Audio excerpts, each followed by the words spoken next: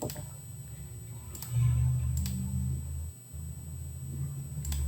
momento. Es doctor del programa de estudios avanzados en Derechos Humanos de la Universidad Carlos III de Madrid, maestro en ese mismo programa. Ha publicado más de 40 artículos, más de 20 libros, ha realizado traducciones y participado en más de 150 conferencias.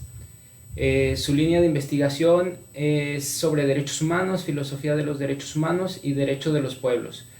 Es coordinador de los programas de posgrado en la maestría en Derecho y maestría en Derechos Humanos de la Universidad Autónoma de San Luis Potosí y líder del cuerpo académico del pensamiento jurídico y sociedad. Te damos la bienvenida, doctor. Pues adelante. Bueno, muchas gracias, Mauricio, por la invitación. Es un poco compartir el tema de la teoría crítica de los derechos humanos y una perspectiva que últimamente se ha ido desarrollando cada vez más es esta relación de esta teoría crítica de los derechos humanos con lo que le han venido llamando varios autores como lo común, ¿no? Entonces, un poquito hablar de esta cuestión de lo común a grandes rasgos y luego cómo el tema de los derechos humanos tiene relación con este tema, ¿no? Cuando hablamos de lo común aquí a grandes rasgos, se suele hablar de lo común desde una perspectiva no solo de la cuestión de la propiedad. Es decir, sabemos que una de las características de los procesos de la modernidad fue reducir de alguna manera el concepto de propiedad en propiedad pública o propiedad privada, ¿no? En el caso, por ejemplo, de los pueblos indígenas durante el siglo XIX, es un caso típico, ¿no? De cómo la modernidad fue reduciendo la propiedad o a propiedad del Estado, en términos de propiedad pública, o en términos de propiedad privada. Entonces, otras formas de propiedad fueron desapareciendo. Entre esas, bueno, fueron atacadas y fueron, digamos, no reconocidas propiedades como las comunitarias de los pueblos indígenas. Gran parte de esta que le llaman la tragedia de los comunes, parte del pensamiento neoliberal de la economía, que aparte es un pensamiento que, bueno, podemos encontrar esto un poco más atrás, que se refiere un poco a decir que el cuidado de los bienes solo se puede dar a través de alguien que se encargue de su gestión. Por lo tanto, o es el Estado quien se puede encargar de la gestión de algo o es un particular, ¿no? Y entonces un ejemplo típico que se pone al respecto es, por ejemplo, si hay un pastizal, ¿no? Un pastizal donde un campesino va y lleva a sus ovejas a pastar, y luego llega otro campesino y se da cuenta que como ese territorio es común, pues mete más ovejas, y luego llega otro y mete más. ¿Y qué va a pasar entonces? Como nadie regula, la idea de la regulación, nadie regula ese espacio, por lo tanto va a llegar el momento donde ese espacio se va a destruir y no va a servir de nada. Por eso se llama la tragedia de los comunes. Les digo, esa idea, para que algo funcione, que sea eficiente, debe haber un dueño, ¿no? Ya sea, por eso, la lógica sería que hubiera propiedad privada y propiedad pública. Bueno, ante esto se suele decir que esa lógica de que la regulación se da o a través del Estado o a través de lo particular es algo muy propio de la modernidad y que desconoce que hay otra forma de regular para que las cosas funcionen, que sería la regulación de lo común. Que, por ejemplo, en este mismo caso del pastizal, de los campesinos que van llegando a utilizar el pastizal para llevar a sus ovejas, de los pastores que llevan a sus ovejas, lo que se dice es que no quiere decir que sea un lugar, digamos, sin regulación, un lugar, por utilizar, digamos, de manera muy simple el concepto, un lugar anárquico, ¿no? Un lugar sin regulación. No, lo que no hay es un Estado que diga cómo se regula, ni tampoco eso es de propiedad privada. Pero, de alguna manera, aquellos que ven ese pastizal como algo que les funciona, como algo que les sirve, comienzan a establecer un mecanismo de regulación comunitario, ¿no? O sea, los pastores, ninguno es dueño privado, tampoco es la autoridad estatal, pero comienzan a llegar a acuerdos de días que le toca a uno, días que le toca a otro, y comienzan a, dentro de una lógica común, a regular cómo utilizar ese pasto para que todos salgan provechosos, ¿no? Y entonces, por lo tanto, ahí se puede encontrar un poco la idea de lo común, ¿no? Los que hablan de la idea de lo común parten de varias ideas. Uno, de esta que ya les comentaba, de decir que durante la modernidad se dio un proceso de cercamiento de lo común, un poquito esta idea del cercamiento, ¿no? Es decir, aquello que era común, aquello que podía ser gestionado comunitariamente bajo una lógica de acuerdos, comenzó a acercarse. Es decir, se comenzó o a privatizar, ¿sí? Se comenzó a privatizar, por un lado, o por otro lado, se comenzó a estatalizar, ¿no? Entonces, por ejemplo, un caso típico, un autor que suelen recuperar estos, para hablar de esto de lo común, suele ser un escrito de Marx, de Karl Marx, en su juventud, cuando habla del derecho de los pobres o del derecho de los recolectores de leña. Y entonces en esa narrativa lo que hace es ver cómo una práctica que era común era que que los campesinos, que las personas pobres, para satisfacer una necesidad que era el calor y cocinar, podían entrar a los bosques, ¿no? Podían entrar a los bosques y recoger la leña que ya estaba caída y seca de los bosques. Que finalmente esa leña no era de nadie y que por lo tanto la recogían. Sucede que el derecho prusiano comienza a tipificar el delito de recoger la leña y que entonces por lo tanto esa leña se empieza a convertir en propiedad estatal y por lo tanto el Estado comienza a criminalizar el uso común que se le daba a esa leña, ¿no? O sea, ahí se pone como un antecedente de cómo la modernidad, incluyendo el derecho moderno, fue haciendo este proceso de cercamiento de lo común, ¿no? De cercar lo común. Y entonces en la historia de la modernidad podemos encontrar muchos procesos que fueron llevando a estos procesos de cercar lo común, ¿no? Ahora bien, lo común no se refiere solo a bienes inmuebles o a bienes muebles, es decir, no es solo el tema de la propiedad. Es decir, claro, nos queda bien, ya les decía al principio que es bastante claro cómo la propiedad comunitaria de los pueblos indígenas es una muestra de esto, es decir, la cuestión de la cuestión de que existen las propiedades comunitarias de los pueblos indígenas y que esas se fueron desconociendo en función de propiedades estatales o de propiedades individuales, de propiedad privada, ¿no? Sino que también se refiere a las formas de organización, es decir, lo común no solo se refiere a cuestiones de propiedad, sino también a una lógica, a espacios donde se puede generar lo común, ¿no? Y entonces también la modernidad se fue caracterizando por reducir el espacio a dos lógicas, o el espacio público o el espacio privado, ¿sí? El espacio que es el espacio, perdón, que es el espacio particular, por ejemplo, mi casa, que es el espacio privado, o fuera de mi casa, la calle, por ejemplo, se constituye como espacio público.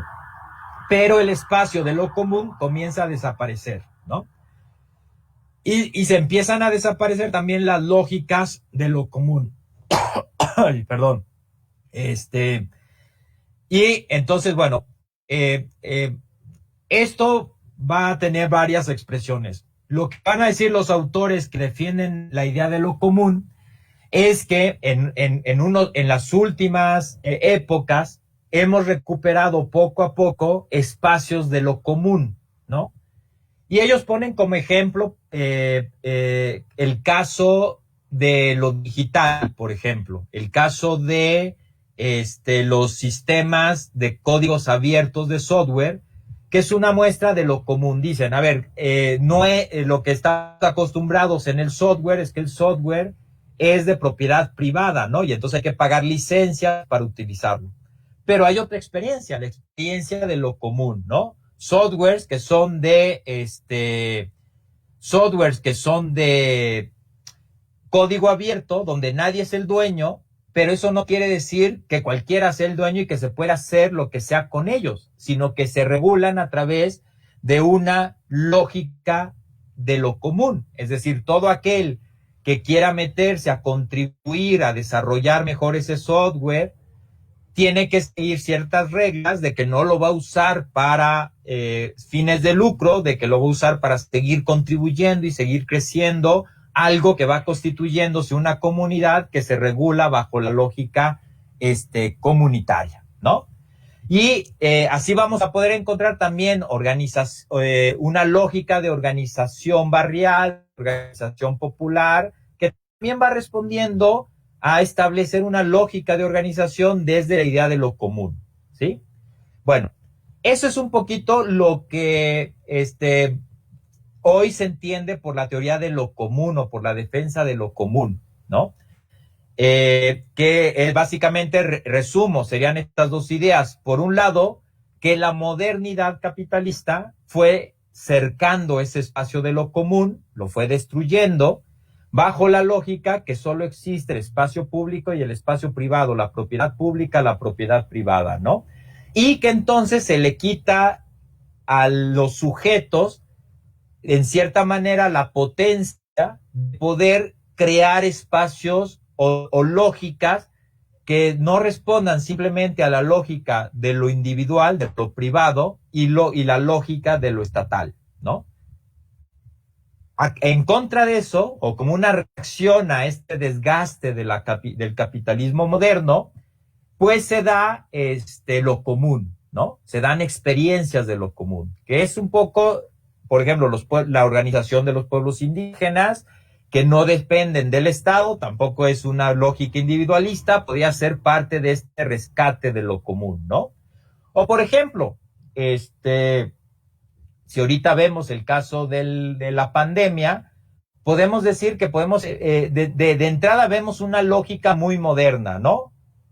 Una lógica de que de alguna manera estamos sometidos a entender que el espacio público está regulado por el Estado.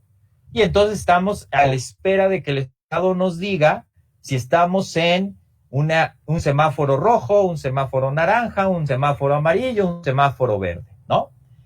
Pero también tenemos la experiencia de que hay comunidades a lo largo del mundo y a lo largo de México donde comienzan a tomar decisiones para el cuidado común, para el cuidado comunitario, y que tal vez no le hacen mucho caso a la lógica que diga el Estado, sino más bien a cómo ellos van decidiendo, a cómo esa comunidad va decidiendo cómo tomar decisiones para el cuidado de lo común, ¿no? Entonces, ese sería también un ejemplo, ¿no? Los defensores de lo común lo que dicen es que normalmente lo común obedece a lógicas comunitarias que son mucho más cercanas a las realidades concretas que viven las comunidades. A contrario un poco de la lógica estatal, que es una lógica macro, ¿no? O también a veces a la lógica privada, con la globalización capitalista actual, donde las grandes transnacionales actúan bajo una lógica global, ¿no?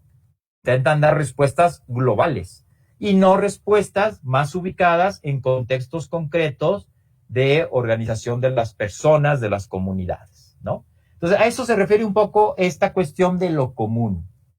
Por un lado, es una manera de hacer una crítica a la modernidad por haber cercado lo común, y por otro lado es, digamos, un campo de lucha y de resistencia contemporáneo ante el capitalismo, de ir creando espacios, formas de compartir la propiedad, formas de compartir el conocimiento desde lo común, ¿no? Entonces, por ejemplo, el tema del conocimiento, pues es otro ejemplo de esta lógica, primero de cercar lo común, es decir, conocimientos que son comunes, ¿no?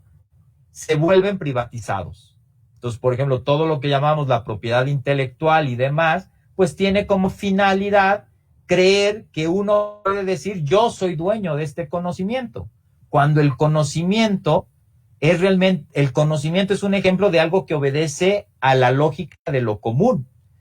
Yo ahorita les estaré exponiendo una conferencia que sale de mi boca y que estoy utilizando mi saliva y demás, y que estoy utilizando, digamos, mi capacidad intelectiva y lo que quieran, y que refleja mis estudios y demás. Pero sería ingenuo creer, ¿sí? Sería ingenuo creer que todo esto que estoy exponiendo es producto de mi individualidad, ¿no? Es decir, todo este conocimiento o todas estas ideas, pobres o no pobres, que estoy transmitiendo, dependen de lo que he leído, de lo que he recibido, etcétera, etcétera. Y por tanto, el conocimiento es realmente una lógica de lo común. La modernidad ha ido privatizando el conocimiento, ¿no? Y ahí tenemos ejemplos, por ejemplo, ejemplos como el caso de los telares indígenas, los tejidos indígenas, que es conocimiento común de los pueblos indígenas, ¿eh? Hay una lógica de que toda aquella familia que sepa hacer artesanías las hace, va, las vende, saca productos de su venta, pero a nadie se le ocurriría privatizar la sabiduría de hacer tejidos. Claro, llega el occidente, llega la modernidad y llega un diseñador de modas, va a Oaxaca, se roba el estilo y va y lo privatiza, y como está utilizando el derecho moderno que tiene esta lógica de cercar lo común, dice que él ya es el dueño de unos tejidos que tienen siglos de hacerse y que se vuelve conocimiento común, ¿no? En fin, por ahí va. Entonces también, digamos, el conocimiento es uno de los ámbitos donde también hay una lucha por lo común. Piensen, por ejemplo, ahorita que estamos en una conferencia en el ámbito académico, piensen ahorita cómo estamos, no sé cuántos colegas tenga que se dediquen a la investigación, pero ahorita estamos en una lucha muy fuerte entre recuperar espacios de conocimiento de lo común y la privatización del conocimiento, ¿no? Y entonces todos sabemos cómo hay un sistema de calificación a nosotros como investigadores, donde nos dan más puntos por una investigación si aparecen ciertas revistas que están en tal o cual o X o Y índice. Y resulta que esos índices son privados y privatizan el conocimiento, porque para acceder luego a esos artículos hay que pagar, y además uno para publicar hay que pagar, pero te garantizan que son de gran calidad. Hay una privatización del conocimiento, porque aparte hay una gran contradicción. Por ejemplo, yo o Mauricio, que somos profesores de universidades públicas, investigamos con fondos públicos. Y de pronto, por estos criterios, nuestros conocimientos que generamos gracias a fondos públicos se privatizan. Entonces hacemos una investigación, publicamos un artículo y lo metemos a una plataforma de estas grandes compañías privadas y se privatizó un conocimiento que se generó a partir de recursos públicos. Por eso luego viene el otro campo de lucha que seguramente han escuchado, como el copyleft, en contraposición al copyright, o como los commons, que es más bien decir, bueno, el conocimiento es, y por lo tanto hay que más bien buscar licencias, no de privatizar el conocimiento, sino licencias que se le reconoce a las personas la autoría de sus ideas, pero que entran en un campo de compartir ese conocimiento para que siga creciendo, ¿no? Entonces también, por ejemplo, en el ámbito universitario, en el ámbito académico, podemos encontrar esa tensión entre lo común y el acercamiento de lo común, ¿no?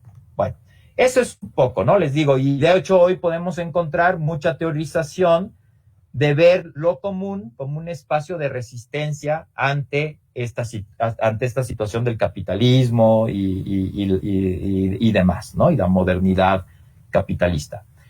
Ahora, ¿eso qué tiene que ver con derechos humanos? O sea, ¿cómo una teoría crítica de los derechos humanos puede comenzar a dialogar con el ámbito de lo común, o con el tema de lo común, o con la teoría de lo común?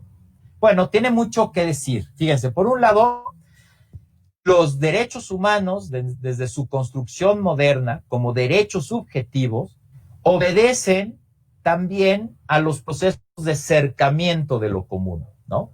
Si entendemos los derechos humanos como lo entiende la modernidad, como aquellos derechos subjetivos que corresponden a cada individuo y que le marcan su esfera de acción dentro de la sociedad y hacia el Estado, esa comprensión de derechos humanos tiene como consecuencia adaptarse perfectamente a la lógica de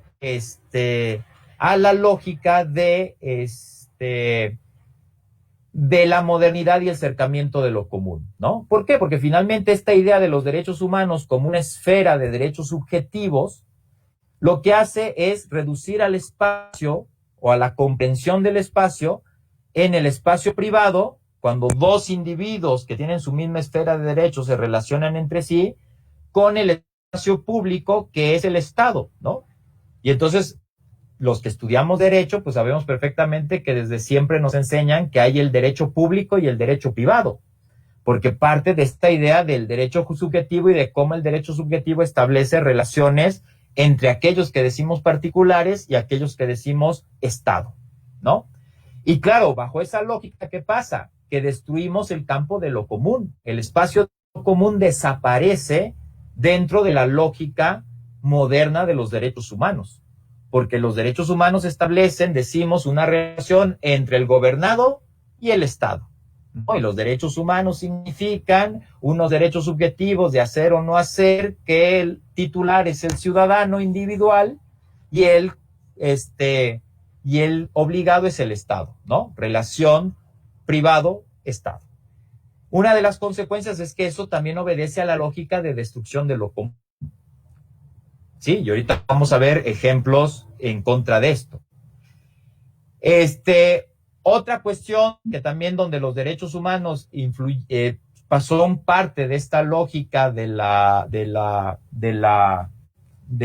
cercamiento de lo común es que la concepción hegemónica de los derechos humanos va acompañada de una concepción de organización política, ¿sí? Tan es así que muchos afirman que si no existe el Estado moderno, no existen los derechos humanos, porque finalmente, ¿quién es el principal obligado de cumplir con los derechos humanos? Pues el Estado moderno, sí, pero el Estado moderno no es un ente, no es un sujeto, así, digamos, no es una persona física, no. El Estado moderno es un tipo de organización política, con cierta lógica, ¿eh? Y entonces, en cierta manera, esa idea de que los derechos humanos tienen que ir acompañados de un tipo de organización política moderna, lo que va a hacer es servir como caballo de Troya para comenzar a negarle a otros sujetos, a otras culturas, a otras comunidades, su potencialidad de organizarse a sí mismos, ¿no? Su potencialidad de generar procesos comunitarios que podemos llamarles autogobierno, autonomías, otras lógicas de generar la democracia, etcétera, etcétera, ¿sí? Y, ojo, también otras lógicas, y ahí va algo importante, de cómo hacer cumplir lo que llamamos derechos humanos. Porque desde la visión moderna de los derechos humanos, el único capaz de cumplir con derechos humanos es el Estado, ¿sí? Y por lo tanto, ¿qué trae como consecuencia? Pues que de alguna manera el Estado establece los mecanismos de cómo se tienen que cumplir derechos humanos y de alguna manera le quita esa potencia a los sujetos y las comunidades. De alguna manera, aunque parezca contradictorio, el discurso moderno de los derechos humanos lo que hace es despotencializar al ciudadano. O sea, parecería que no, o sea, parecería que normalmente nos dicen, es que si tú educas a las personas en derechos humanos, los vas a empoderar, ¿no? Claro, pero los empoderas dentro de la lógica de organización del propio Estado. No los empoderas en el sentido de que las comunidades, los pueblos, creen nuevos mecanismos o mecanismos desde sus lógicas comunitarias para hacer cumplir los derechos humanos, sino que se les enseña que finalmente hay que seguir los cauces, la lógica que establece el Estado. Ojo, no estoy diciendo que haya ventajas de tener un buen Estado organizado para cumplir derechos humanos. Eso es importante. La crítica es que eso puede tener como consecuencia no abrir el paso para otras lógicas que responden más a lo común, ¿sí?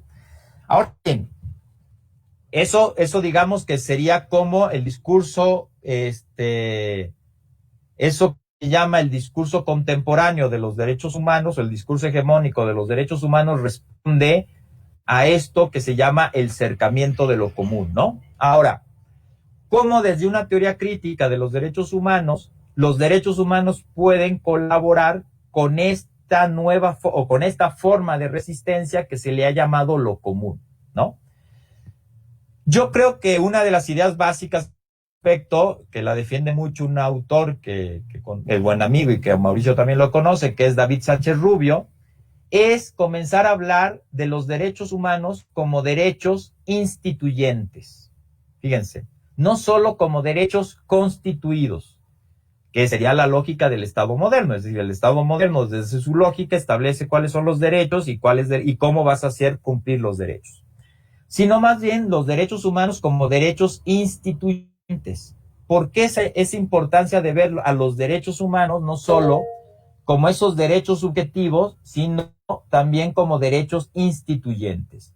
Porque una de las formas de comprender lo común, y les repito, no es solo hablar de la propiedad común, sino sobre todo es hablar de la capacidad de los sujetos, fuera de la lógica individualista y fuera de la lógica estatal, de poder generar espacios de organización para satisfacer sus necesidades, ¿sí? Para cumplir con ciertos objetivos, ¿de acuerdo? Bajo la lógica de lo común, es decir, bajo la lógica de que esto no se privatiza, sino que esto es común de todos.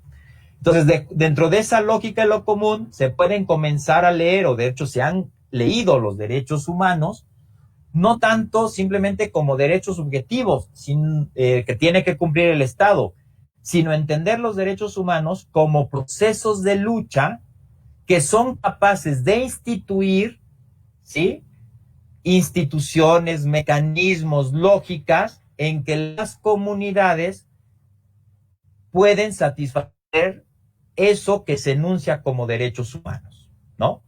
Y entonces, si hablamos del derecho a la salud, pues no es solo verlo desde esa relación individuos con el Estado, sino ver cómo las comunidades, desde su lógica, pueden establecer mecanismos propios, desde una lógica de lo común, para satisfacer ese derecho a la salud, el derecho a la seguridad, el derecho, etcétera, etcétera, ¿no? Y entonces, por ejemplo, cuando vemos las luchas de los pueblos indígenas, sobre todo basado bajo la idea de la libre determinación, pues ahí encontramos un ejemplo clarito de lo que serían los derechos humanos como derechos instituyentes de espacio de lo común. Porque la libre determinación de los pueblos indígenas básicamente se refiere a que los pueblos indígenas tienen el derecho de decidir sobre su propio destino y de defender la construcción de sus propias instituciones. Y entonces, por lo tanto, los pueblos indígenas en toda América Latina han ido dando una muy buena lección a los que no somos indígenas de cómo se puede rescatar esta idea de lo común de los derechos humanos. Es decir, los pueblos indígenas, por decirlo de alguna manera, comienzan a generar otras garantías de los derechos humanos. Es decir, podemos hablar también de una plurigarantía de los derechos humanos. Si somos afectos al neoconstitucionalismo, seguramente todos hemos oído de la teoría del garantismo jurídico, donde decimos que el Estado es un instrumento de los derechos humanos porque el Estado es la garantía primaria y secundaria de los derechos humanos. Cuando hablamos desde lo común, lo que abrimos la puerta es que a partir de esta idea de los derechos humanos instituyentes se puedan generar otras garantías de los derechos humanos que no dependen forzosamente del Estado. Entonces, por ejemplo, pensemos en la experiencia de la Policía Comunitaria de Guerrero, ¿no? Una experiencia muy rica que ya lleva bastantes años, que apenas hace unos cuantos años fue ya noticia nacional, pero eso es una experiencia de cómo los derechos humanos pueden funcionar como derechos instituyentes desde la lógica de lo común, ¿no? Comunidades indígenas que se veían amenazadas por el narcotráfico, por la violencia, por el propio Estado, por la ausencia del Estado, deciden deciden, a partir de su tradición indígena, deciden tomar una nueva organización policíaca, pero también judicial, para protegerse. Y nace la Policía Comunitaria de Guerrero, ¿no? Que no obedece a una lógica meramente estatal, tampoco privada, sino que obedece a una lógica de lo común. La comunidad comienza a establecer un mecanismo para cuidarse a sí mismo, ¿no? O pensemos en la experiencia de Cherán o de los caracoles en Chiapas, que son experiencias que intentan romper esta dicotomía moderna entre lo privado y lo público, sino que comienzan a rescatar lo común, ¿no? Bueno, eso en términos de derechos humanos, digamos, lo más importante sería comenzar a ver los derechos humanos no solo como estos derechos subjetivos o como estos valores universales que le imponemos al Estado que tiene que cumplir, sino también ver los derechos humanos como procesos de lucha, donde dentro de esos procesos de lucha se puede descubrir la construcción de lo común, insistiendo que lo común no solo es la propiedad común, sino que lo común también es la generación de lógicas de organización que nos permiten ponernos de acuerdo para cuidar aquello que consideramos lo común, ¿no? Y entonces ahí podemos encontrar cómo los derechos humanos adquieren un nuevo, digamos, significado más crítico y en relación con toda esta teoría de lo común, ¿no? Los derechos humanos instituyentes, ¿no? No solo los derechos humanos constituidos, sino también instituyentes de nuevas prácticas que tal vez no se encajan a la lógica del Estado moderno, tampoco se encajan a la lógica del mercado capitalista, sino que más bien obedecen a una lógica que va determinando la propia comunidad afectada, ¿sí? Bueno, esto sería, lo dejo hasta aquí, esta reflexión, porque ya veo algunas manos levantadas y también un poco para abrir a partir de aquí a algún diálogo, alguna inquietud y ocupar los siguientes minutos para, pues, establecer este diálogo y responder las preguntas y construir en común, valga la redundancia.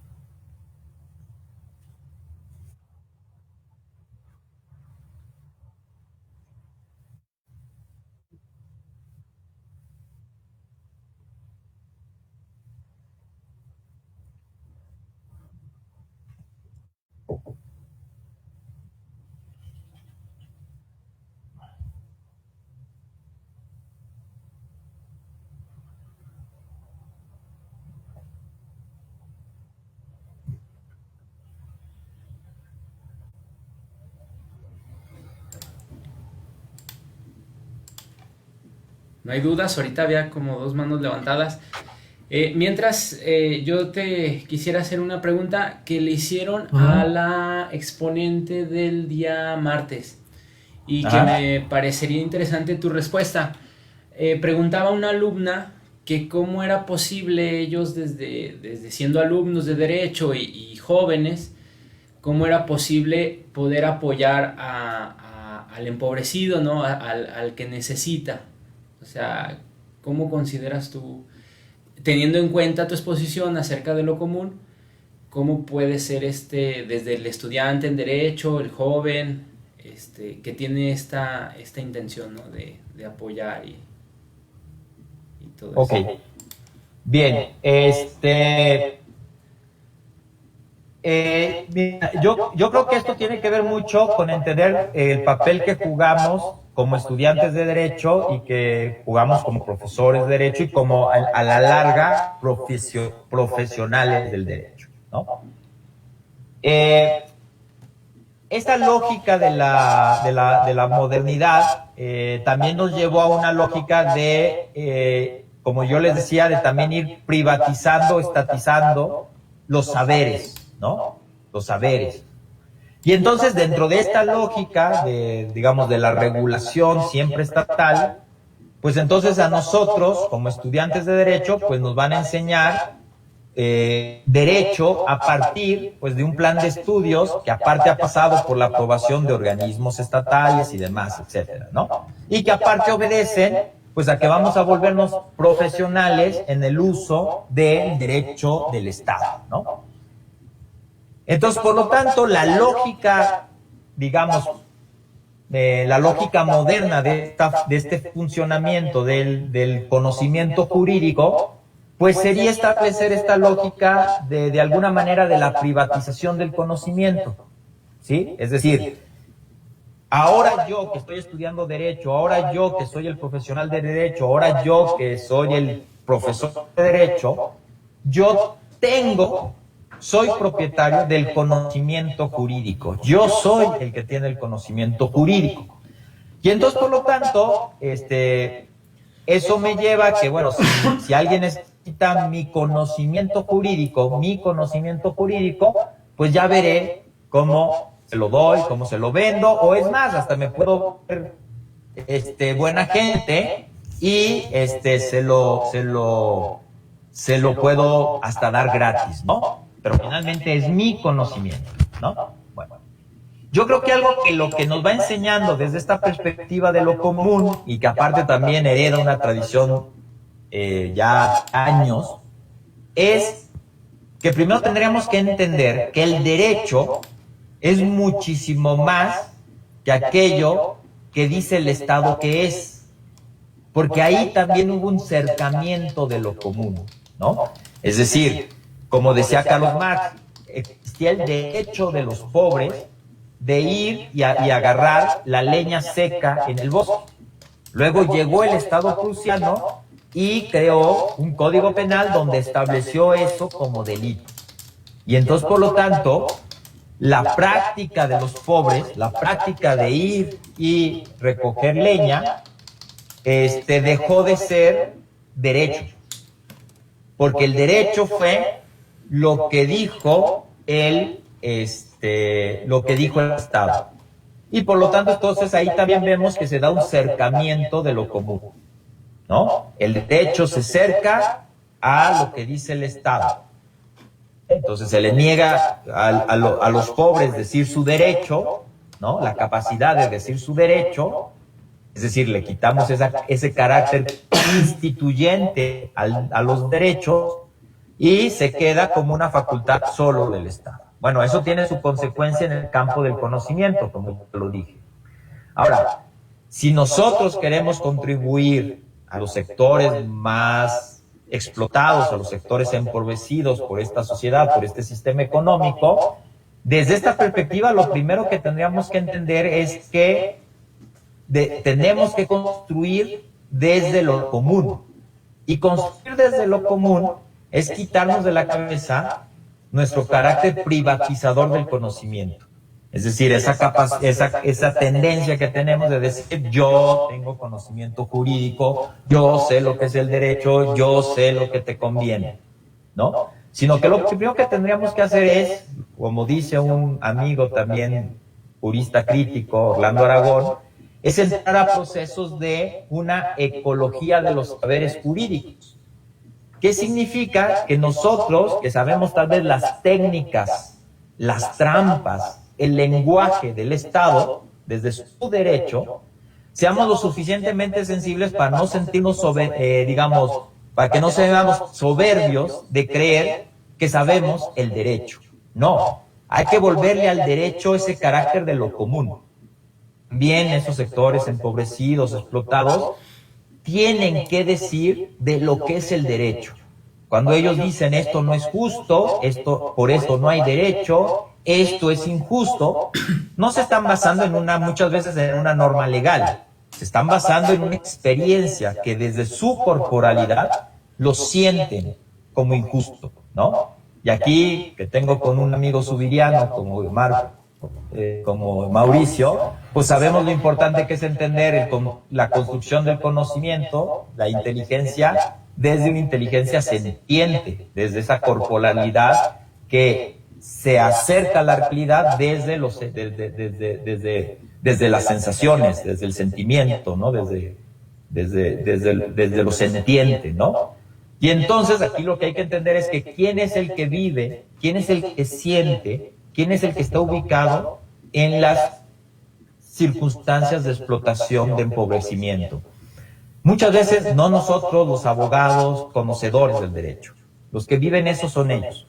Y por lo tanto ellos, desde esa inteligencia sentiente, generan un conocimiento jurídico importante, porque van a hablar en términos de lo que es justo, lo que se debe hacer en términos de derecho, ¿sí?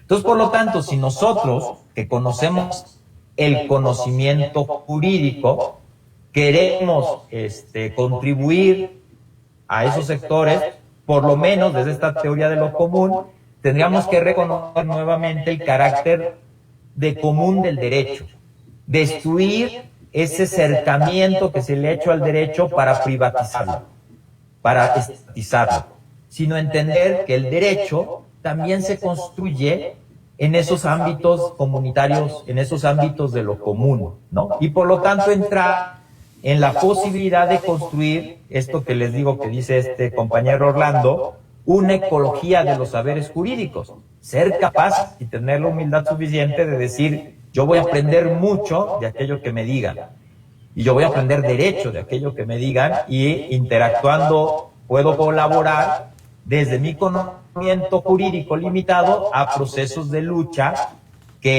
o a la creación de estos espacios de lo común que estas comunidades o estos sectores vayan creando, ¿no? Es decir, no ponernos en esa actitud de decir yo soy el derecho y yo aquí vengo a explicar, porque esos no son procesos que auténticamente empoderen o que auténticamente generen derechos instituyentes, ¿no? Entonces eso sería una situación, o sea, un elemento importante que tenemos que tomar en cuenta para los que nos decimos estudiosos o que estudiamos el derecho. Muy bien, ¿alguna duda, algún comentario que quisieran realizar? Lo pueden realizar como les puse en el chat, ya el chat está habilitado. Pueden hacer la pregunta a través del chat o pueden incluso levantar la mano y les doy el uso de la voz. No sé si tengan dudas. ¿Dudas, comentarios?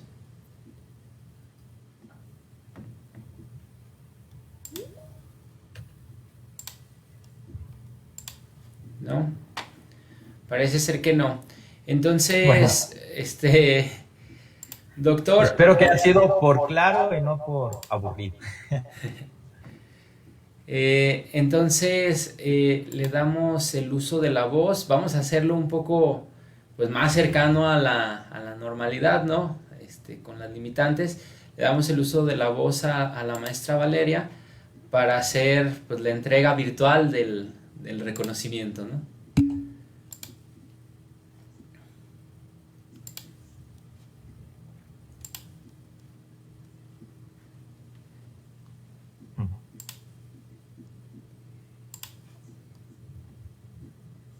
Maestra Valeria.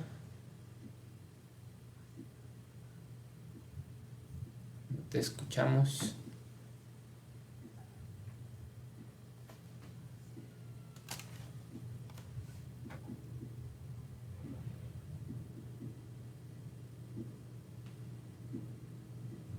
Hola, ¿qué tal? Buenas tardes, ¿me escuchan? Sí, ya te escuchamos.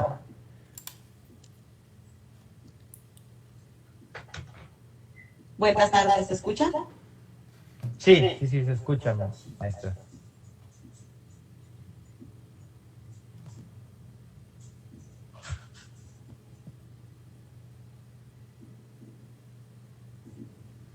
Hola, ¿qué tal? ¿Se escucha? Sí, ¿se escucha? Sí, se escucha. Buenas tardes, ¿me escuchan?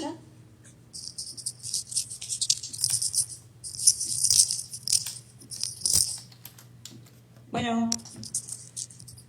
Sí, sí se escucha, maestra. perfecto, perfecto. Muchas gracias por contestarme. Como lo mencionaba el doctor, se le hace entrega de su reconocimiento a la Universidad Autónoma de Baja California, Facultad de Ciencias de la Ingeniería Administrativas y Sociales, Unidad Tecate. Otorga el presente reconocimiento al doctor Alejandro Rosillo Martínez por su impartición de la conferencia sobre el tema derecho humano y lo común dentro del ciclo de conferencia 2020, Perspectivas del Derecho y sus realidades, llevado a cabo en la sala virtual de esta unidad académica el día 3 de septiembre del presente año. Atentamente, nuestro director, doctor Omar Ovalle Osuna. Muchísimas gracias por toda la información que nos brindó. Muchísimas gracias, muchas gracias por esta pequeña charla, gracias a Mauricio por la invitación.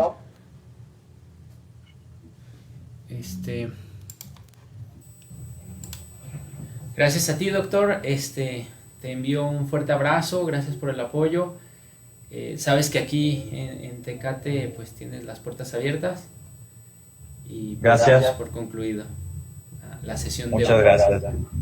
Gracias. Nunca es lo mismo estos sistemas que estar presente, pero bueno, mientras esto dure, pues ni modo, así lo haremos. Pero a ver si algún día ya físicamente hacemos un coloquio. Esperemos que ya pronto. Muchas gracias, bueno, doctor. Un abrazo, Mauricio, y muchas gracias a todos los que escucharon. Gracias. Hasta luego. Hasta luego.